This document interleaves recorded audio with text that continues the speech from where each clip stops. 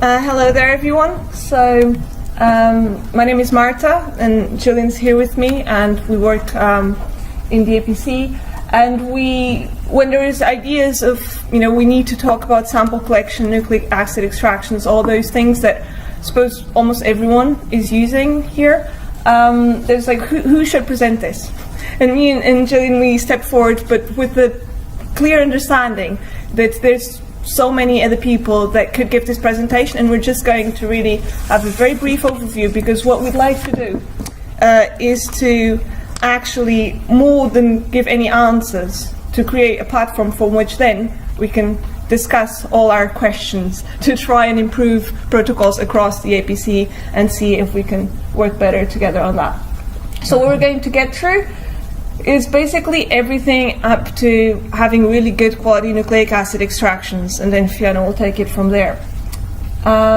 So first you've got your planning of a project, your sample collection. Once that's done, you've got extraction of your nucleic acids and then quality control. And once you're happy with all those things, well, only then can you do your 16S library or whatever it is that you're doing. But we're also going to mention some issues around quality control, troubleshooting. There's some resources that should be available to all of us, and a bit like generate discussion here. So, when we have a research grant given, there's the money, and all we can think of is, okay, now how do we get to the paper? But there's many things in between. And to get a really good quality publication, you also need to use best practice and ensure reproducibility and consistency.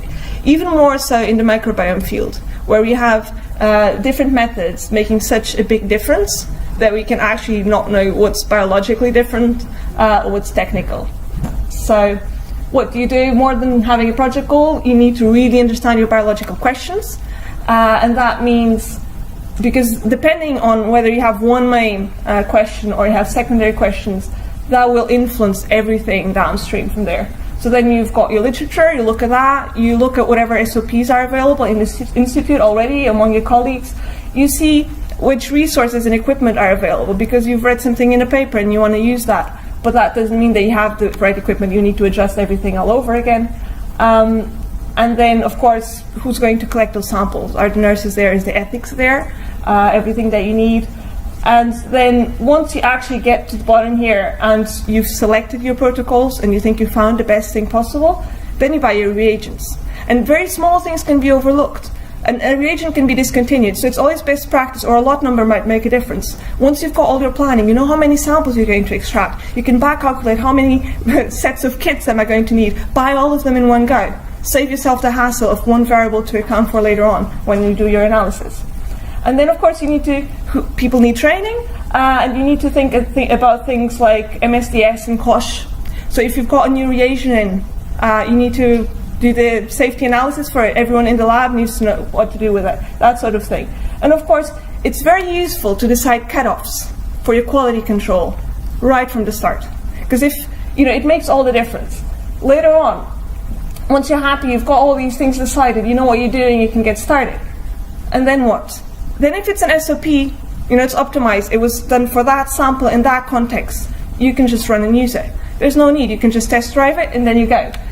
But if it's something new, you need to optimize it. You need to, then be happy with it at a point that you're going to use this all the way through across all your samples, all the same way. Because what happens is if you carry on here and then you've got a problem and you need to go back, let's say all of a sudden, my DNA wasn't that good quality, I need to purify it with a column. Well, I don't have enough amount of all the samples to do it the same. Then some samples end up purified, some don't. And then how do I account for that in the analysis? It's a mess. So there's, at some point, you really need to invest time in testing and optimizing, so that by that point, it's just run. And you don't need to think about it anymore. So it's sort of like a point of no return once you get there. And then you do all your methods, but you quality check them, you make sure you're happy, and you leave everything so that you give the bioinformaticians all the information they need. That includes that I use 2 different kits for these 2 sets of samples. And then, of course, once you leave a project, it's not just publication, you need to leave your samples stored in a biobank so that the next person can come and use them, and all those other things. The reason, it's all these things is because the best practice, reproducibility, consistency, all these things can only also be done if we maximize the collective know-how that we have as a group. And there's a lot of papers being published on methods around here, and we're not aware. So there's a lot of unused potential. If we could get together and maybe have institute SOPs, or whichever format people think that it could be useful either, we could do something. So I could have a never-ending list about these things, but what samples are adequate for a biological question? Is it covered by all the ethics? What type of extractions do you need? Do you need nucleic acids, or can you do with just DNA, or it doesn't really matter? Having adequate aliquots. You don't want to be freeze-thawing RNA. So maybe you just need to do 5 aliquots if you've got different procedures. I mean, if you don't plan these things ahead, then you need to thaw. So, you know, it's thinking everything from the beginning backwards. And then, you know, will you also want to look at the bacteriophages? Will you want to look at fungal? You need to plan everything ahead. And even inhibitors, when you test them, make sure you don't have them. Randomizing your samples. You know, you want to have your controls randomized across your extractions if you can, across the libraries if you can. All those things will make a difference. Ensure consistency in record keeping. Because if you know, if you had to change an operator, if you can then give that to the bioinformatician, well, that's a factor to analyze too. So anyway, you've made all your decisions, you're going. Sample collection, there's all these different ways of collecting samples that will depend on what the type of analysis it is. If it's a tissue, if it's RNA, you might need to put in RNA later, whatever way it is. But you know. So if you're going to analyze the samples from frozen, let's say fecal samples from frozen, maybe then you should analyze all of them from frozen, or if you can't do that, then you do them from fresh. You read the literature, you make a choice, but once you've made it, you're with it. So you might need to do more than one aliquot. And then, here we have a list of different methods that have been used specifically in the APC for extractions. But, there's so many methods. But basically, historically, we did a lot of work with QIAGEN kits and the MoBio kits. And then we learned that for fecal extractions from the microbiota, repeat bead beating, so a mechanical disruption step was very useful. And there's all sorts of methods there. Now there's a DNA microbiome kit. There'll be another one. So it's just there's always these things developing as we learn more about. But the important thing, I suppose, the important message from you here is none of these techniques will ever give you a real picture of what's actually going on. All of them will have biases. But the important thing is that you know the biases in the particular technique you're using. So, what is an extraction of nucleic acid? Well, you disrupt the cells mechanically with detergents. You want to get all your cells lysed. You have your DNA then in the mix, but you need to separate it to get rid of all the protein. And ultimately, you hope to have clean, isolated nucleic acids. There's all sorts of variations of these methods, and the exact combination will depend on the sample you're using and what you're using it for. Just things to mention. I mean, really understanding this is important. For example, temperature. Right? If I have a lysis buffer in there, and I'm worried that my gram-positive cells, you have down here, gram-positive bacteria and gram-negative bacteria have different cell walls, different consistency. They need more bead beating, for example. They might need a higher temperature. So I might use 95 degrees in the lysis step instead of 70, if that's something I'm worried about. But it's always about keeping a balance. Because what you want to get all your nucleic acids out, but you don't want to degrade your nucleic acids by over action. So then, there's all these. So DNA is negatively charged. Certain buffers will help precipitate it in certain steps, and you've got detergent to help lyse the cells. You have all these options. And then there's also, now we have a lot of, Jillian will talk about that, but there's a lot of samples that have a high human DNA or nucleic acid yield. How do you get to the bacterial DNA in the midst of that, the microbiome one? And all sorts of purifications to get rid of inhibitors there as well. So yeah, I'll pass it on to Jillian. Hello. So, for what we want to do is to perform quality controls, and it's very important as sample collection and nucleic acid extraction. So after extraction, you generally would want to quantify your samples. And some points to consider when quantifying your sample is, for example, the concentration of the sample, the integrity, the specificity, and the presence of inhibitors. And you might also want to consider what technique to use. Nanodrop and what information it would give you, the fluorescent dye versus bioanalyzer, and versus the gel electrophoresis. So this is what your intact DNA should look like at the top left and top right, your intact RNA. And at the bottom, if you've overbeated your samples, then you would get RNA or DNA fragmentation, and this is what we don't want. So, intact, yes, correct. Sharing, fragmentation, no. So, troubleshooting. What do we do when our DNA is contaminated? So, we should be aware that methods such as RBB, even though it's very good, for example, for use in extracting DNA from fecal samples, it has a high amount of inhibitors, and such as SDS, and this will cause problems for downstream applications such as sequencing and qPCR or microarrays. So we have to be aware of what's in our buffers and samples. Another common inhibitor would be EDTA, formalin. So the answer to this is to purify your sample, and you purify it according to what application you need to use your DNA or RNA for.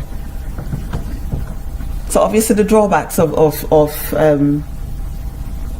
purifying your sample would be size. Some samples are difficult, and if you have samples that are highly degraded, then it even makes matters a bit worse. And one of the kits we use in the lab, which gives very good results, would be the Zymo DNA clean concentrator, so you might want to consider that. So it's very important to incorporate negative control when you're doing nucleic acid extraction, and we found this paper that illustrates our point, and basically it's just telling you that the need, sometimes it's very important to just include a negative control just to see, help to optimize your method, and to see where you might be having problems with amplification. So we also want to look at the effects of storage. Things such as anticoagulants should be added to blood tubes before storage, and tissues should be fixed in formalin before storage. There's quite a few publications on the effects of storage, and the pictures at the bottom shows the effect of storage on the sample after placing in buffer and at different temperatures, so at -20 or at room temperature. Interestingly, the picture in the far left was done by Kean Hill, and it looked at the use of collecting samples in genotech vials and then versus fresh, and then extracting the DNA. And as you can see, if you have a look, you can see that sometimes extracting fresh is not always best, because you get a lot of sharing of your DNA, whereas with the vials, even after 2 weeks of storage, you have quality DNA. The only drawback with this is that you might find an overestimation in the composition of certain species. So this one is some work done by myself with the International Human Microbiome Standard Consortium, and this is just, we'd examined 24 different methods and found at the end of this that the best method that's very robust and gives very good diversity in the samples would be the RB beating. So this is just reinforcing what we already know, that the RB beating in conjunction with the Qiagen kit is a very good method for extracting, well, most samples. This work was done by Chloe. She was here at Chagas at some stage, I think. But she examined lots of different methods, with the intention of extracting fungal DNA. And she found as well that the RBB10 method was best for extracting fungal DNA.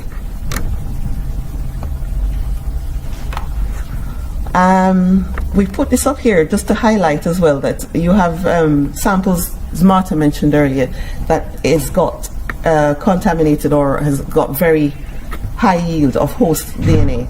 And this paper published a few methods that they've tried to show that methods such as PMA, which is a propium monoazide, is able to clean up the contaminating DNA to give good reproducible results. So, in concluding, you have to plan and plan ahead, and you have to compare different protocols, well, depending on budget. And there is also a difference between setting up a protocol and performing an SOP.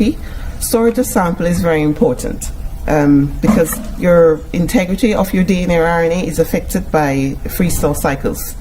You also have to be aware that protocols can introduce bias, and you have to keep proper records, SOP, controls, operators, bioanalyzer records. You have to know also the difference between the extraction of DNA from eukaryotic and prokaryotic cells. You need to know what to do when samples don't amplify, and most importantly, we have to keep a record of everything. Okay? Thanks for listening.